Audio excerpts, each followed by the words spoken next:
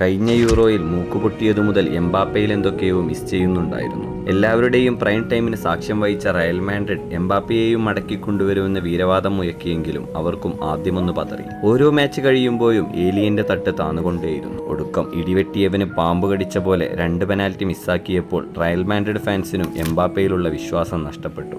അവസാനം one club wonder എന്ന ചെല്ലപ്പേരും എംബാപ്പയെ തേടിയെത്തി. ഈ അന്ധകാലത്തിന് എംബാപ്പെ തിരശ്ശീലയിട്ടത് തന്റെ ഇൻസ്റ്റഗ്രാം പോസ്റ്റ് മുതലായിരുന്നു.